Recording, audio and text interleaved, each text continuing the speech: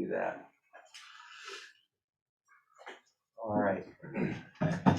So again, here's our agenda. And as we start with this warm-up problem, this one's very much like what we practiced yesterday, but different numbers obviously and asking for a different result. So yesterday they were just saying, what is the force? Today the question says, what is the distance between two charges? If one of them is positive 7.8 microcoulombs, the second one is positive 9.2 microcoulombs, and if they exert a force of 4.5 millinewtons on each other. So one of the things with electric force and gravitational force, and actually a fair number of things we learned this semester, you're going to start to see more and more metric prefixes pop up on the units that you are familiar with, and also on some new units that we learned. So newtons you're familiar with, but now we're looking at milli or centi or kilonewtons, depending on the problem. And then coulombs is one we just learned yesterday. And it's often micro or milli or nano. It's usually a pretty small value. So go ahead and work through this one. See if you can come up with the answer for the distance between those two charges, given the information that's provided.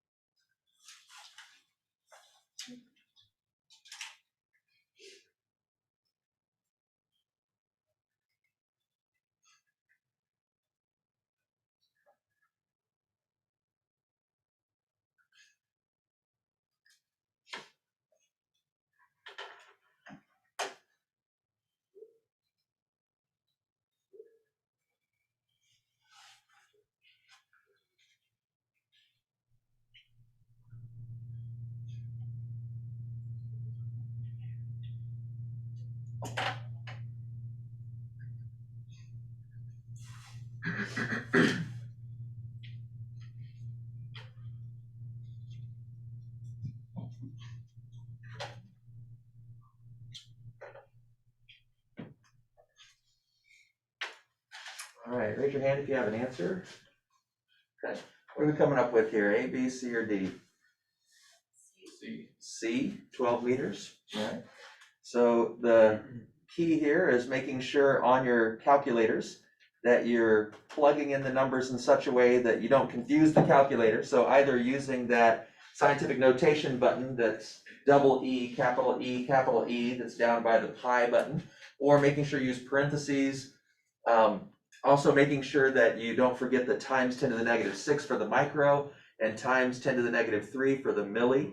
And then also not forgetting to square root, because when you're finding the distance, it's r squared. So any questions about that one? So we're gonna just every once in a while throw one back out there, just make sure you get practice using this equation. Yeah. Is the 4.5 the FE?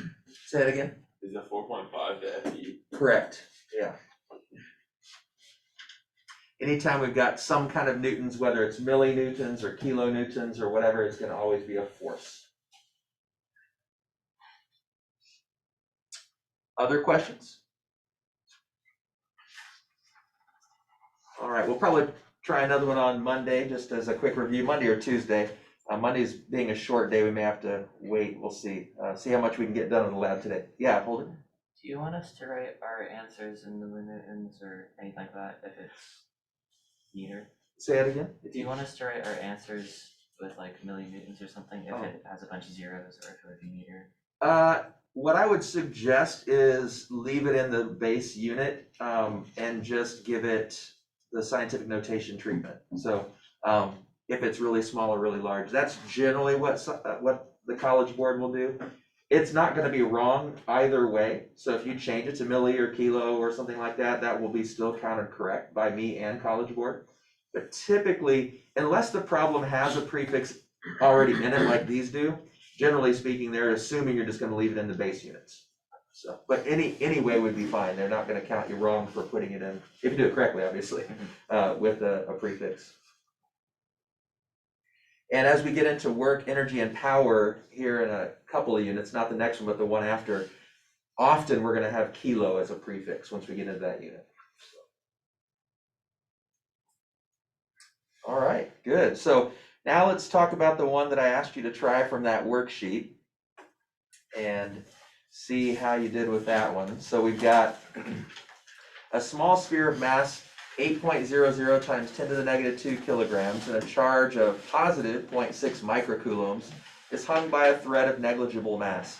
Now the reason they say of negligible mass is because they're wanting you to know that you don't have to add the mass of the string with the mass of the object hanging there. It's just the object that matters. The string is so light comparatively that it doesn't need to be considered.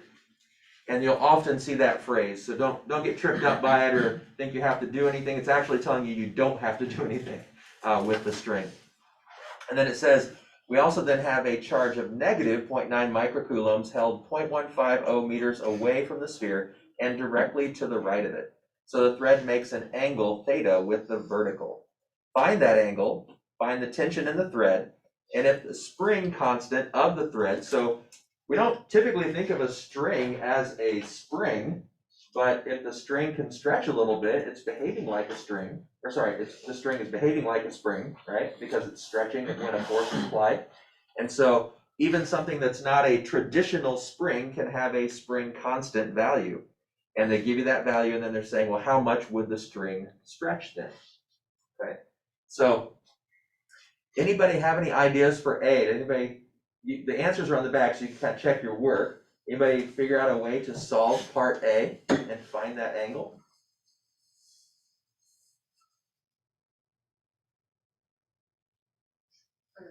So it's like basically the equal forces on the horizontal and vertical, and then yeah, and then I got like tension equals mg over cosine theta. Okay, can you come show us on the board, just like write up some of what you did, and so we can kind of see what you did? Yeah, sure. Thank you. It'll be easier, I think, for people to process if they can hear what you're saying and also see how you did it. Let me, up at the top under the arrow, there's a bunch of little markers. Yeah. Just pick that and you can choose the color and just click on the button there and underneath it. This one. Yeah, Okay. and you can pick the color or just use black, whatever.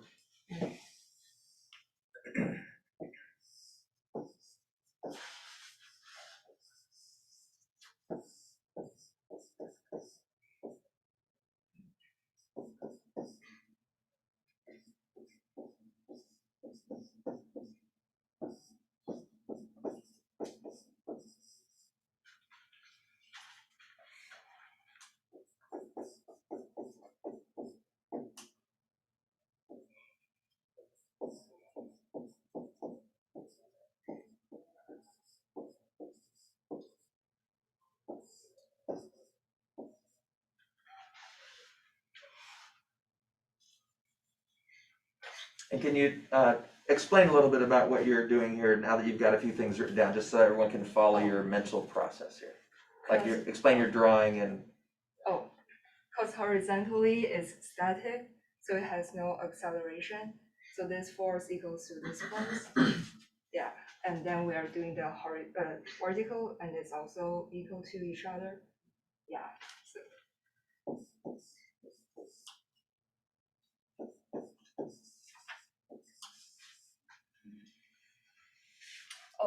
and also like Tx equals like T times sine theta,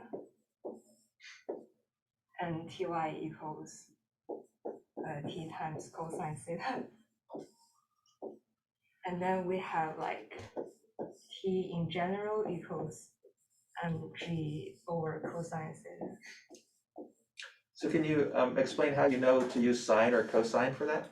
Oh, because like there's a general force of the tension of the spring over here. So it kind of separates to here and here. And I think over here is kind of like the theta. Okay. Yeah. So the y value is adjacent to the angle and the x value is opposite the angle. Yeah. Okay, good.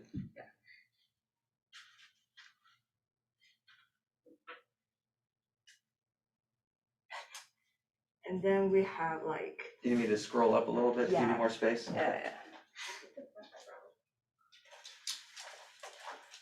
And then we have like T sine theta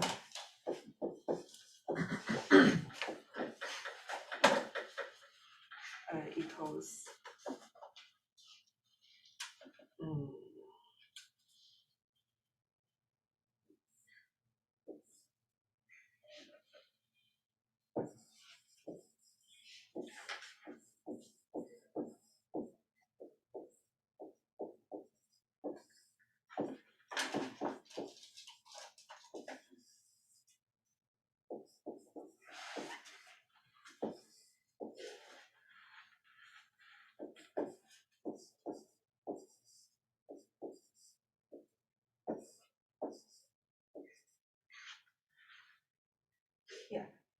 Okay, can you explain that row there, just to make sure we understand how you're putting those things together? okay, so like T sine theta equals trying to follow my work over It's okay. here. Yeah. The x component. Yeah. So it's basically like the combination of the equation. Yeah. Okay. So the kq1 q2 over r squared is the electrical force, Yeah. and that's equal to the t sine theta from Yeah. above. Yeah. And then the mg over cosine theta is equal to the overall tension. Yeah. Okay. And then times sine of theta is by, I'm not following this, how you combine that there. Oh, right. I'm not saying it's wrong, I'm just not following where you're getting that from above. Oh, so like there's no T over here, sorry about that.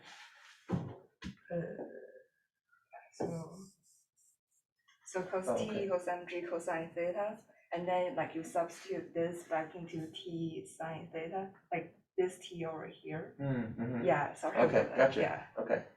Yeah, so like in general, you know, like mg tangent theta, like you know, like this. Oh, sorry.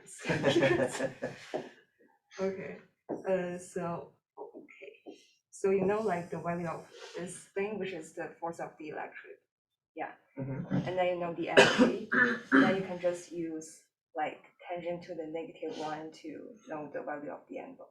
Mhm. Yeah. Okay. And after you know the value of the angle, then you can know like the tension force. Mhm. Yeah.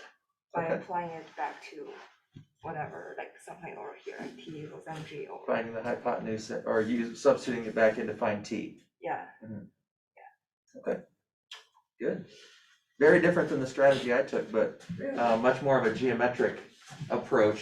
I used geometry, but only as a single step. I didn't take as much of a geometric approach to it, but good, yeah. Questions about that? I won't go through all of my steps, but I'll show you just real briefly the basic way I did it, since I did it, and I mean, in the end, all comes out the same. There's not any one right way to do it. But if the geometry of this is a little confusing for you, I'll just show you a slightly different approach in case that helps some of you. For what I've found in all these kinds of problems is there's so many different paths you can take.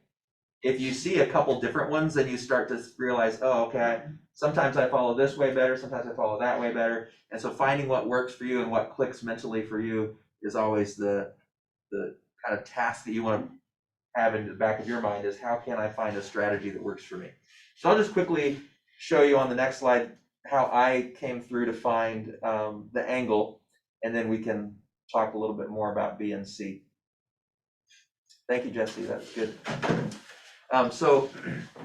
One other thing I wanted to comment on. Here's her free body diagram. She's got the electric force and she's got the weight force, and then here's the tension force, and she broke that tension force into components.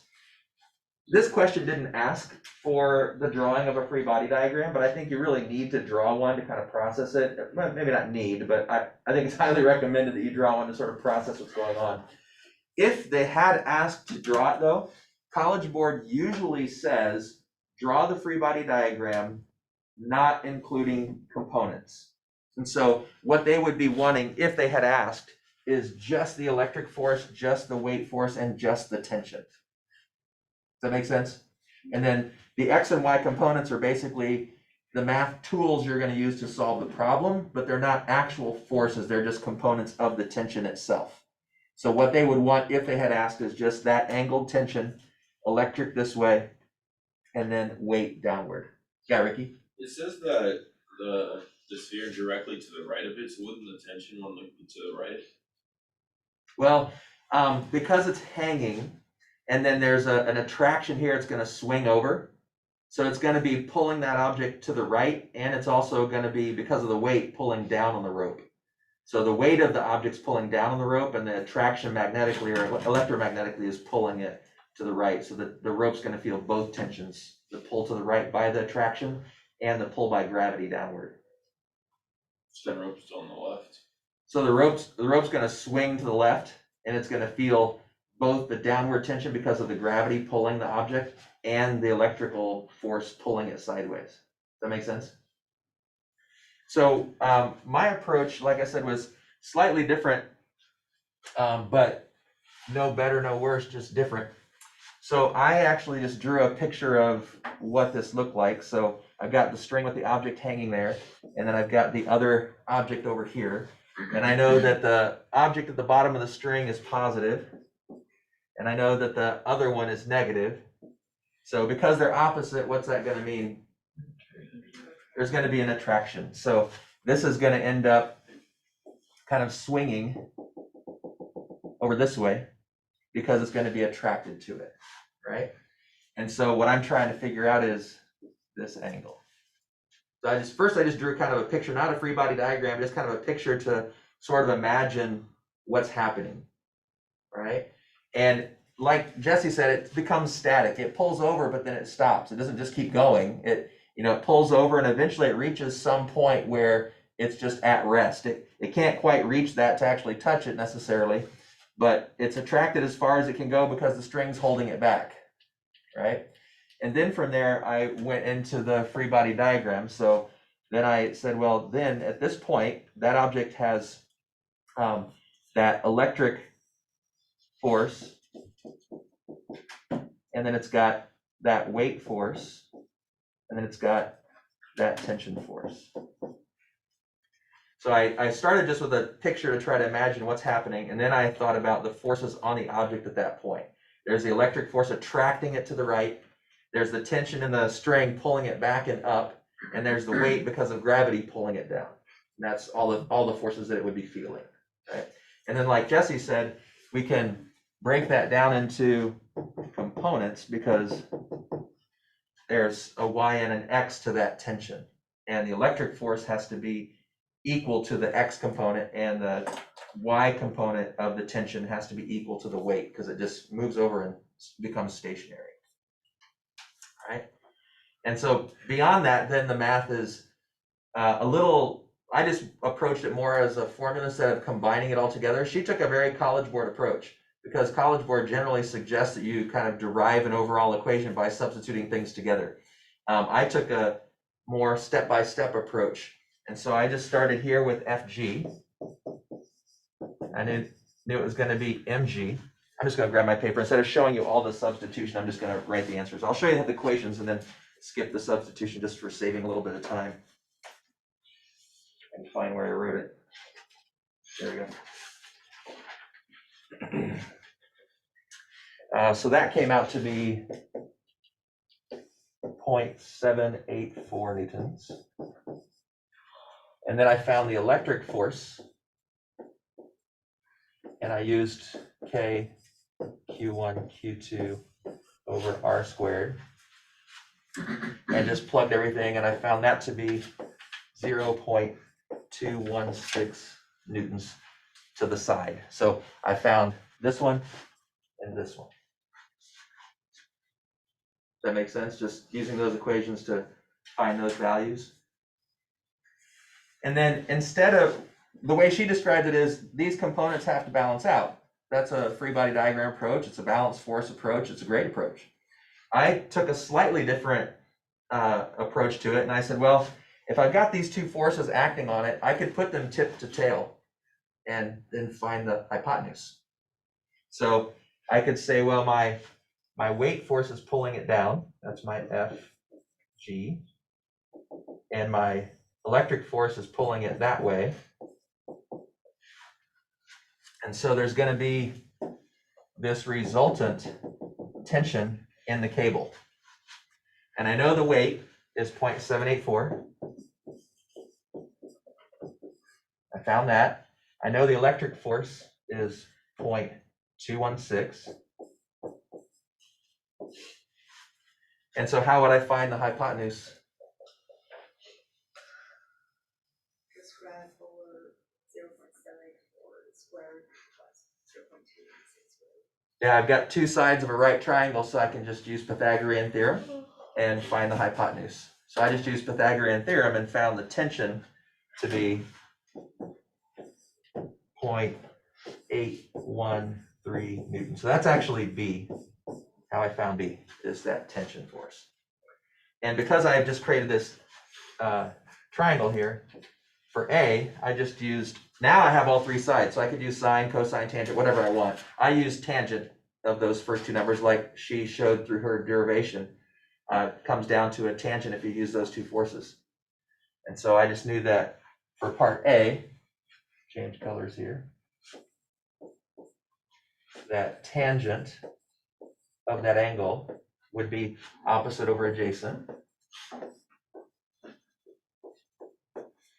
And I know the opposite's the 0.216. I know the adjacent is 0.784, so I just used my trig to find the angle, and 15.4. So in the end, mathematically, it's the same. I'm still using tangent just like she used tangent, and then she plugged that answer back in as an angle to find the force to actually do it in the order that the questions were answered or asked. I kind of did them out of order. I made a tip to tail diagram with those two forces and then just figured out the hypotenuse as part B, and then I went and used the tangent to find part A. The order doesn't really matter, but it's a slightly different approach. She used all the same math, she just did it in a different way. And so mentally, my pathway through solving the problem was a bit different. So perhaps her more kind of geometric with substitution makes better sense to you. Perhaps kind of a piece by piece approach makes more sense. Whatever works for you is what you need to use. Obviously, as long as it's a legitimate path of logic, but yeah, Ricky. How do you know that the angle is like the top left, not the bottom right? Well, we could find either one, but the question, let's see, it says, so the thread makes an angle theta with the vertical. So this is the vertical, so it's talking about that one. We could find either one mathematically, though. Anything else about this approach?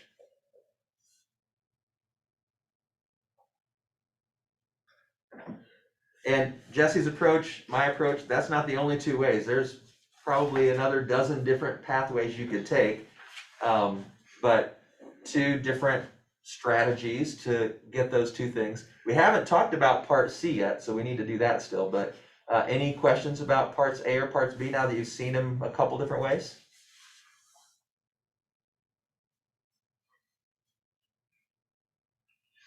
All right, anybody have an idea on how to find that part C? If the spring constant of the thread is 300 newtons per millimeter, how much does the string stretch? You got an idea, Andrew? Can't you just do like the Hooke's like law Yeah. formula? Can you come up and show us? Did you solve it? Yeah. If I just scroll this up and give you a little space, is that gonna be okay? I'll use like 10 throughout this whole thing. So Okay, I can that's see, fine. Like it's Be like slightly different. yeah, That's fine. Give me a scroll it higher, is that good? that's perfect. Okay. So I did just like the force of the spring, right? It's equal to the mu, right? And then, Okay. wasn't like the Mu is for friction and K is for, okay. yeah. Okay. It's kind of confusing because it's two different Ks. There's the K from the electric force, which is Okay. that number, and then Okay. there's the K for a spring, And then X. the distance, and then so I just did like the force, since we're solving for the force of the spring over K equals to the distance, and then over here I plugged in 0.82 newtons over 3. Is it 0.0? Yeah, I think so. Okay. Newtons per millimeter, and then it's equal to 0. And then these cancel out. Mhm. And then so 0.0.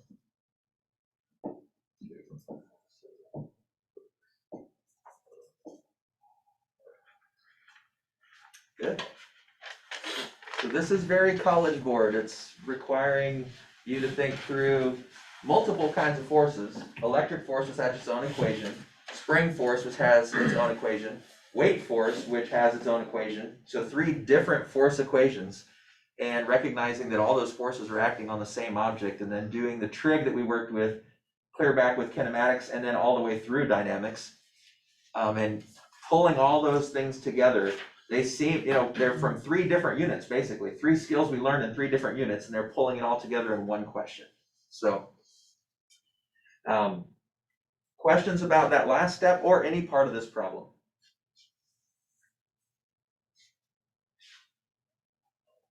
Even if you don't see an electric force question in the free response part on my test, you won't. And even if you don't see it on the May test from College Board, thinking through problems like this is still great practice, because you're practicing a lot of skills and you're practicing pulling them together into a single problem, because that's what College Board always does in those FRQs. My test for you for electric force is just going to be a single multiple choice question, kind of like the one we started the day with. So when we take our next unit test, I'll just have one multiple choice question in there. It might ask you to calculate the force like the one we did yesterday. It might ask you to calculate the distance like we did today to start off class. But that's what you'll be tested on. I'm not going to expect too much about electric force from you, just because I highly doubt it's going to be on the May exam. So, but there's enough of a doubt that I don't want you not to know anything about it. So. All right, good. So we've got our work done there from that one. Let's get into gravitational force then. So now we'll swing and switch into a little bit of note-taking mode here. What you're going to notice when we get to the equation of this is it looks virtually identical to that electric force, just with a couple different variables. But the mathematical premise of it is identical. And what values that we measure create electric force? From our concept yesterday, what measurable values create an electric force? The charge. The charge. And what measurable value creates gravitational force? The mass. Okay, and so that's really the main difference, is what is causing the different forces. For gravitational, it's mass. For electric, it's charge. All right, so let's dig into gravitational. This is one that we're doing a lab on it, and we're talking about it in multiple ways because this is one I know you're gonna see, probably in multiple questions throughout the multiple choice and possibly the FRQ portion of the test in May. This is not one of those fringe areas. This is for sure gonna be something you need to know. So we call this, what we're gonna be talking about today, Newton's law of universal gravitation. There's multiple ways to teach gravity, but in this algebra-based course for AP1, the approach is a Newton's law-based approach. We could take a more Einsteinian approach with some relativity aspects to it, and we discussed that a bit in AP Physics 2. But for this course, we stick with Newton's laws. That's just kind of where we're at this point. We know that Earth is a sphere and that objects that are near the surface will fall, right? And they don't even have to be that near the surface to experience attraction, like the moon's not that near, but it still is in the gravitational field of the Earth. But we do know that, like, if you jump out of an airplane, you're gonna fall, right? Or if you drop something out of a tree, you're gonna fall. If you jump off a high dive, you're gonna fall. Right? Gravity's gonna pull you down. Now, Newton connected the idea that objects like apples, as the famous legend says, he was sitting under a tree and an apple fell and hit him on the head and gave him the idea. Who knows if there's any truth to that or not. But he did know that objects like apples fall towards the center of the earth. That was his observation of nature. And he took that idea and started applying it to other things. At that point, lots of scientists had concluded that the earth was revolving around the sun and the moon was revolving around the earth. They had studied the patterns of what they saw in the sky to make those conclusions. And his thought was, well, perhaps the moon is kind of falling towards the earth, but it has horizontal velocity. So while it's being attracted to the earth by the gravity of Earth's mass, generated by Earth's mass, it never gets closer, or at least not drastically so, because it's got a velocity. And so it just keeps moving with this tangential velocity, and that keeps it in its orbit. It's, in other words, the moon is kind of in a state of constant free fall around the earth, but with the horizontal velocity that never lets it actually fall towards the earth. And we did a little, this is related to that little mental problem that we talked about with Newton before, where I showed you the slide with the cannon on the mountain shooting the cannonball, and it goes a certain distance, and if you shoot it faster, it goes another distance, and if you shoot it fast enough, theoretically, it could miss the earth. And that's the idea that Newton was thinking through here, that objects in orbit like the moon or like a satellite, they're actually in constant free fall, but they have a horizontal velocity that never lets them get closer to the earth. So if you are working for NASA and you're launching a satellite, you can't just throw stuff up into space. You got to figure out, well, how far from the earth do we need it to be to function the way we want it to function? And if we want it to be at this altitude from the Earth's surface, how fast does it need to be moving so that it stays in orbit, it doesn't start falling? Because if it's not moving fast enough, it'll start spiraling down towards the Earth. And if it's moving too fast, it'll start spiraling further away from the Earth. So they have to navigate all of that information to put it in the proper orbit. All right, can I get someone to read this one for us? Okay, Jesse. Newton's third law tells us that the force on each mass in an action-reaction pair is equal. That means that if I drop a pin, the force of Earth pulling the pin down is equal to the force of the pin pulling Earth up. However, since the mass of Earth is so much larger, that force causes the pin to accelerate down, while the movement of Earth up is completely unmeasurable. All right, so we think of gravity being one direction because we don't think about the gravity we're exerting on the Earth because we're so small, it's an immeasurable amount. And the Earth is so massive, billions of times bigger than any one of us, that it feels like gravity is one way, when actually it's not. And Newton's third law kind of tells us that. Can someone read this one for us? Andrew? Newton concluded that all objects attract one another with a gravitational force. The magnitude of the gravitational force decreases as the centers of the masses increase in distance. So just showing here, you notice the variable r for the distance, like we saw with electric force yesterday. So that they're using r to represent the distance, but here they're specifically talking about from the centers of mass, because for a huge object like the Earth, you don't want to measure it from the surface, you want to measure it from the center. Now, if the object's really small, like an electron, there's not much difference. But when it's big like the moon or the earth, you definitely want to make sure you're measuring from the center. And so technically you should always measure from the center, but in some cases it's more important than others. The farther they are apart, the less the force will be. And it's a lot like magnets, which is related to electric force. If you have magnets that are close together, their attraction or repulsion, you feel it strongly. And then if you pull them apart, sometimes you pull them far enough apart, you can't even feel that there's an attraction or repulsion, right? So the farther they are apart, the weaker the force. Isn't that when two planets are colliding into each other, Mhm. they're actually drawing each other? Yeah, so we usually can ignore the force because the force of gravity is so small for objects that aren't massive like the Earth or the Moon. So for two cars going towards each other, technically they have a gravitational force attracting them, but it's such a weak force that we can ignore it. But it is there. Yeah, great question, great observation. All right, so mathematically, what is it? Well, mathematically, the gravitational force decreases with the inverse of the square of the distance between the centers of masses and in proportion to the product of those masses. This is kind of Newton's universal law of gravitation stated in a sentence. As an equation, you can see it down below the picture. F1 equals F2. So the whole F1 equals F2 is really sort of reminding you Newton's third law applies here. The force that F1 feels is the same as the force that F2 feels, or the force that object 1 feels is the same as the force that object 2 feels. But the way we calculate it is there is a constant. We use capital G to represent it, and you don't have to memorize it. It's on the formula sheet. It's right here on this side, universal gravitation constant, capital G. So they give you the value.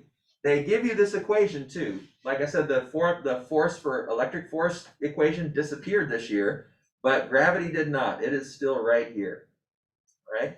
And so this equation is not something you need to memorize, and the value for G is not something you need to memorize. And I put the electric force equation over here to the side just so you can see how similar they are. They both have a constant. We use capital G for gravity and K for electric force. And then they both have two things being multiplied in the numerator. For gravity, it's all based about the masses of the objects. And for electric force, it's all determined by the charges of the objects. And then they're both divided by the distance between the objects squared. Now, yesterday we saw this subscript. It looks like 12, but what's that 12 really mean? Yeah, distance from 1 to 2. And you'll sometimes see that in the gravity formula as well. On this formula sheet, they don't have a subscript, but you might see it on a worksheet or in a book or something like that the same way. It might look like 34, but that just means it's like between objects 3 and 4. That's all it would mean. Yeah, Ricky? Why is it R if the distance? The reason for this one, especially with gravity, is because often with this formula, we're talking about things that are orbiting, and so it's kind of a radial distance. So that's, I think, the origin of why they chose that variable instead of just using d or x. All right, so there's your equation. Again, not something you have to memorize, but something you do need to be comfortable using. And mathematically, it's so similar to the electric force equation. If you know how to use the electric force equation, then you know how to use this one.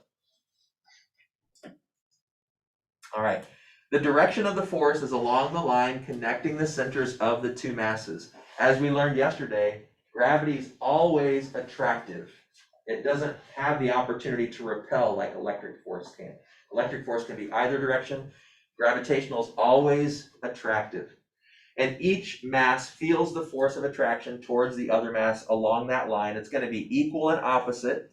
So here you can see a 12 on one and a 21 on the other. That really means the force that 1 exerts on 2 is equal and opposite to the force that 2 exerts on 1. That's what that shorthand formula underneath the picture is saying. So if I translated it, the force of object 1 on object 2 is equal and opposite, that's why we have the negative sign, to the force of object 2 on object 1. Newton's third law.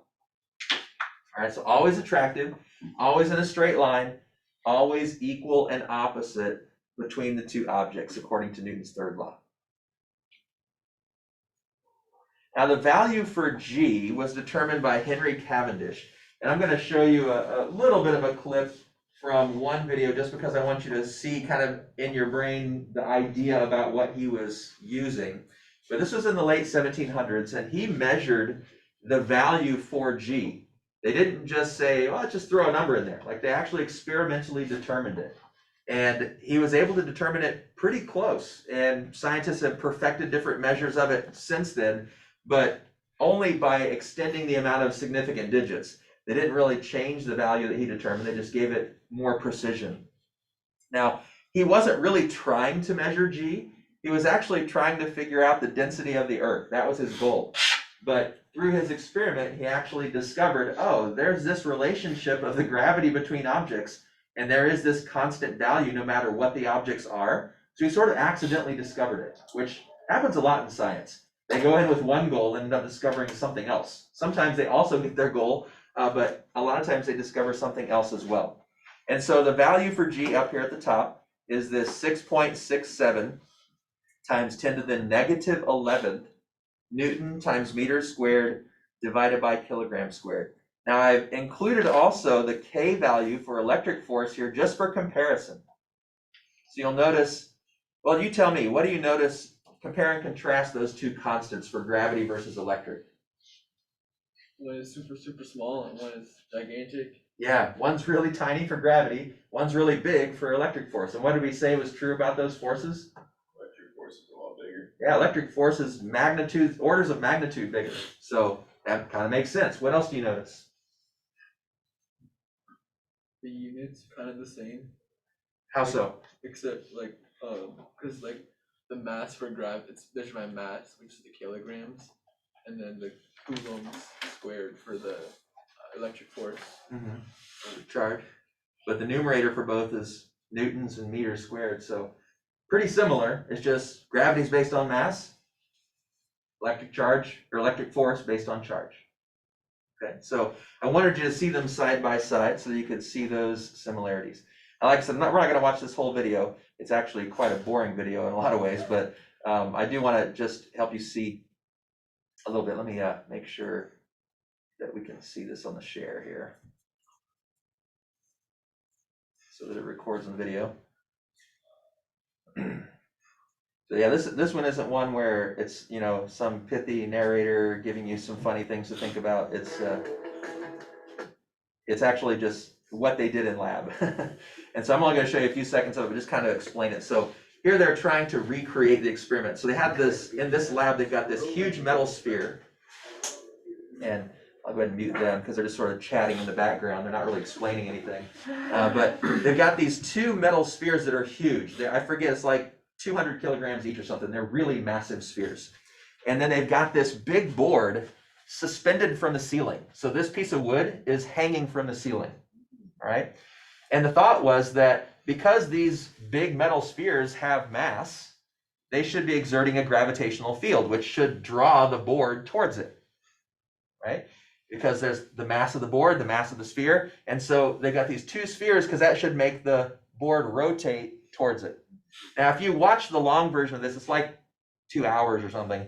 If you watch the long version of it, you can see in the end it actually is closer, and you know, almost to the point of touching it when they stop the video. I'm definitely not going to have you sit here and watch it because it's moving like, you know, millimeters or even micrometers per second. Like it's a really, really slow pace because the force of gravity is weak, but it does eventually attract it and cause that to rotate. So I wanted you to see, this is kind of one way that you could try to set up like what Henry Cavendish did. Now, I want to show you another clip of this other video. Same thing, we're not going to go through the whole video. It's actually not as boring, but I just, for sake of time, we're not going to watch the whole thing. But I want to show you this design that Cavendish used. It's the same idea as what they did there, but all right. So this one's a little bit more interesting. Talks a little about his history. And I think I've linked this on Axis. So if you really just want to see the whole video, you're welcome to. All right, but I wanted you to see that this is kind of how he designed his device. So he had these spheres and he had this torsion balance hanging from the ceiling, and he had this light source and then a mirror. And then he had this scale over here. It was made of ground glass, which isn't really that important, but like a ruler. And so this light source would bounce off the mirror and hit this scale. And as that torsion device spun, the light would move across the scale. And so that's how he actually measured it. So he could figure out how much did that light move along the scale based on the masses of the objects. And so that's how he ended up determining that value for G. So his design was a little more sophisticated in some ways than the one we saw in the previous video, but it's just kind of a drawing here. So I wanted you to see both. All right, so let's go ahead and back out of that. Like I said, if you want to watch those full videos, they, I think, are linked on Axis. But that's a little bit about Henry Cavendish and how he figured out this value. All right, so for practice, here's your challenge. Don't use a calculator on this one. Use your mental math. Okay.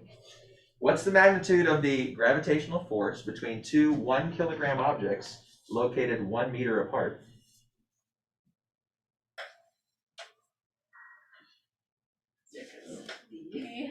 D, because G, which is 6.7 times 10 to the negative 11, times 1 divided by 1 squared. Okay, so you should need a calculator for that, right?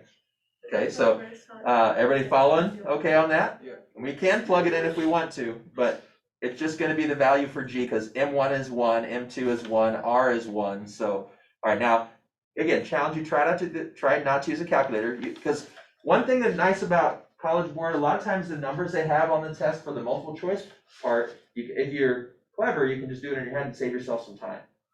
Okay, so how about this one? Can you do this one in your head without a calculator? C. So how do you know it's C? Andrew, I heard you, I think somebody else too, but It's like around like 6 times 4 is about like 24, and then like so you see it's about like 2.7 and stuff. okay. So if we know one of these objects is 4 and one is 1, so 4 times G divided by 1 squared. So it's just gonna be 4 times G. And 4 times 6 is 24, 4 times 7 is 28. So this is like between 24 and 28, right? Because the superscript here, the exponent here raised, right? Okay, so if you're clever, you can do a little bit of just mental math and not have to put all that into your calculator, right? Let's try another one. What's the magnitude of the gravitational force acting on a 1 kilogram object, which is 2 meters from a 4 kilogram object? Just D Yeah. Why is it D? 1 times 4 over 4. So it ends up just being G, right? Just 6.67 times 10 to the negative 11. So a lot of times they'll have questions like this, and your first instinct is going to be pull out the calculator, start typing all that in. And if you're clever and you recognize, oh, if I just think about the numbers here, I can see that it's going to cancel, or it's going to be half of G or double G, or, you know, so you can always do the calculator. I'm not saying you shouldn't ever, but sometimes it's quicker because you're going to feel the pressure of getting the test done on time. And if you can save a few seconds here and there, that's a valuable thing. All right, now, this one I'm not going to challenge you to do in your head. First off, because all of them are 2.0. So you might be able to do this in your head just by doing your exponent manipulation. Maybe that's something you can do. But I would say for this one, let's go ahead and practice. If you want to do it in your head first, great, but go ahead and practice doing it on a calculator too, just so you make sure you can get the right answer from the calculator process. Because this one doesn't have nice round numbers. This is actually the gravitational force felt between the Earth and the Moon.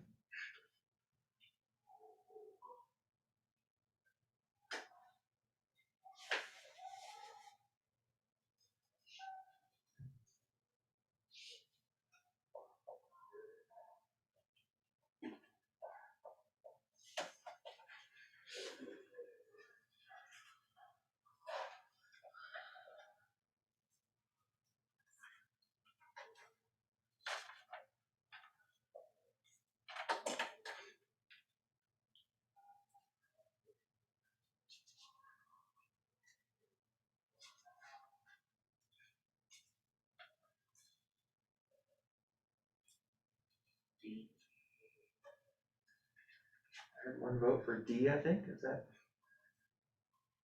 Did I hear that correctly? Yeah. Okay.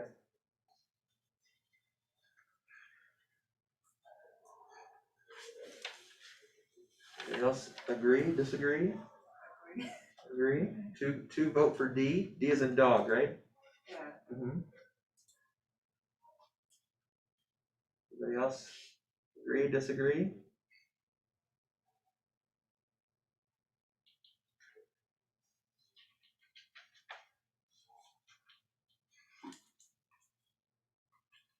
Don't forget to square the R value. I got C. Yeah, I got So you got C, Yeah. I got C also. C, okay, so how many say D? Is it just two? Yeah, like if it's like E20, Mm-hmm. is that 10 to like the 21s, or is that? No, to the 20. Oh. Wait, what? Wait, like, yeah, like whatever. Yeah, so the E replaces the times 10. So Okay. you just read the E as times 10. So you don't have to change the exponent. So you got C as well? Yeah, yeah. Okay, so how many say C?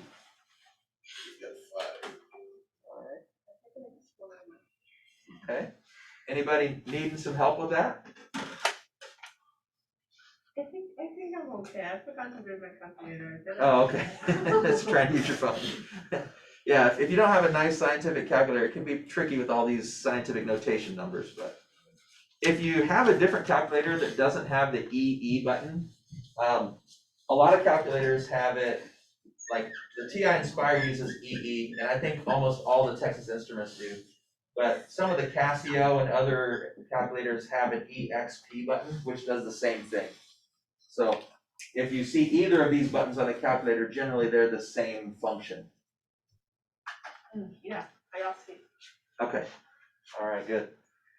So let's go ahead and give you your assignment and then get you going on the lab. So the assignment is due next Tuesday.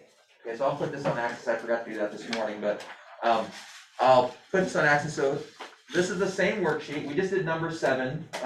Jesse showed us on the board earlier, and Andrew wrapped it up for us. You can skip number 4 and you can skip number 8, but I'd like you to do those other 5 questions, right? 1, 2, 3, 5, and 6. So same worksheet, just different questions for Tuesday. Now the experiment we're getting ready to do today that report won't be due till next Thursday, so a week from today. And we'll try to get the data today, do the whiteboard discussions Monday, and then Thursday is when the lab will be due. Okay, so that's the timing of things here. So we are jumping right in with assignments. And I think I'll probably collect this assignment on Tuesday. We may go over a few of them in class, but it won't just be a straight, just automatic points. It might still be more of a completion grade as long as you've shown your work, but I kind of want to see the work and I want to see how you're figuring it out. Okay, so there's enough variety in these questions. I'd kind of like to see how different students are approaching it. So it may still be more of a completion kind of grade, but you have the answers on the back so you can see if you're on the right track. But you do have to show your work. So obviously if you just write down the numbers with the answers, that's not going to work because the answers are on the back. So you have to show me the work, how you get the answers. All right, for the experiment today, this lab is called mass versus weight, and it is what I would call a mini lab because we should be able to get the data in about 25 minutes or so, maybe more, maybe less. So if you don't finish today, we can give you some more time on Monday to wrap that up. And it's going to be a short report. You hopefully picked up the rubric from the back, but if you didn't, once we start here, you can grab one. It's just a 30-point lab report. A lot of things are eliminated. You don't have to write out a procedure. There's several things we're skipping. We're just making it kind of a very trimmed down, super simple lab. All right. Now what I want you to do, and I'm going to demonstrate it here on the screen, and I'm going to take this away for a second, but then I'll put it right back up. And this is also going to be in the description on Axis. But I want you to use blocks of known mass. And so I said blocks, but they're kind of more cylinder shaped. But we have those blue trays back there with these weights. So just grab one, and you're going to be using a variety of different weights. Okay, and they all have the mass on them, but the mass on them is grams. You need to make sure you record it as kilograms, right? So this is a 500 grams, so that's a 0.5 kilogram. Okay, so make sure you record your masses as kilograms.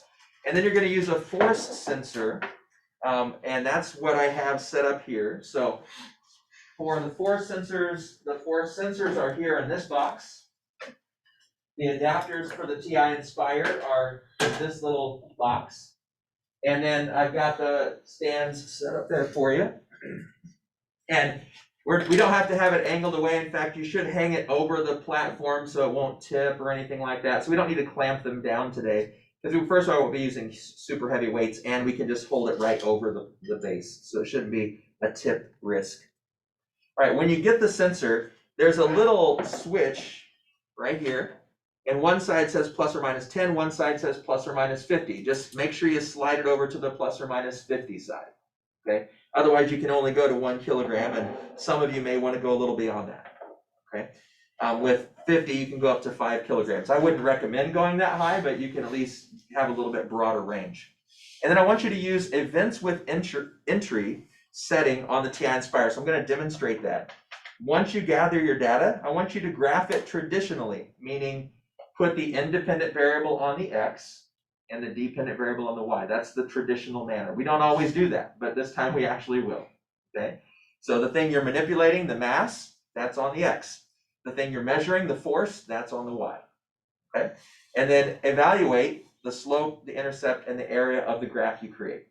That's it. Pretty brief procedure, but I do want to make sure you understand how to do that events with entry part. So I'll plug this in here.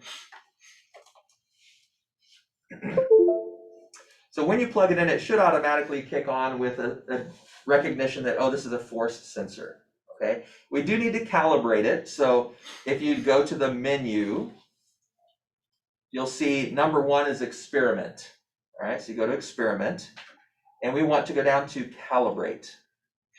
And it should pop up, hey, do you want to calibrate the dual range force sensor? Yes, that's what I'm looking for. And I would just do single point. For what we're doing, that should be sufficient. It's only going to take what I would say is our 0 value. So just click on single point. And right now, there's nothing hanging on that, right? So I just put in 0 because there's nothing on it. So it should recognize right now, this is the 0 state. And then I hit keep. Now it's going to ask you, do you want to save this with the document? You can click it or not, it doesn't really matter, it won't make a difference. But all right, so then it should regulate closer to 0 if it wasn't already. It's resetting it, calibrating it to 0. And then you're going to, over here, you can see right now it says mode is time-based. You just want to click on that and change it to events with entry. Okay, events with entry. All right, and then we're ready. So you'll hit play, we're ready to go. And you put one object on there. So I put a little one on there. And then I'm going to take a snapshot of it. I'm going to collect that data. All right, and I'm going to say it is a 50 grams, so 0.05 kilograms. All right, boom. All right, and then I'm going to take this off, and I'm going to put this one on. All right, once it quits wobbling around here a little bit, I'll click, snap that shot. I want that data. This is a 200, so that's going to be a 0.2 kilogram. All right, take that off. Put this one on. This is 500. So I'll let it kind of quit wobbling a little bit. And I'm going to snap that shot. And it's a 500 gram or 0.5 kilogram. And now you're going to do 8 by 10. Okay, so I'm just going to do 3 points to show you how it works. But you're going to do 8 by 10. So at least 8 data points. Try to get a range of magnitude of 10 from smallest to largest. Once you've gathered all your data, just hit stop. And then you can go to menu, analyze, curve fit. And mine looks pretty linear. We'll see what yours looks like, but we'll go to linear here. And you can see that my R value is 0.9999 and my R squared is 0.99999. So my data looks pretty linear, but I do only have 3 points. Okay, so, all right. And then you can also change some things here. So if you click on this, you can scroll down and see these different elements here. And you can change elements of the graph. So I could call this mass in kilograms. And it'll actually change it down here on the scale for me on the graph. Okay. So any questions on how to operate the TI Inspire side of things? If you have them along the way, I can obviously help you, but. Okay, I'll put the slide back up so you have those reminders. And you can, for this lab, you can choose your own partners, but no more than 3 in a group. Okay, no more than 3 in a group, no fewer than 2. So no one does it on their own, but no groups of 4 or 5 or anything. Okay, so 2 or 3, choose your partner. Go ahead and get as much data collected as you can in the next 20 minutes or so. Wait, actually only about 15, so we'll see how much you can get done. So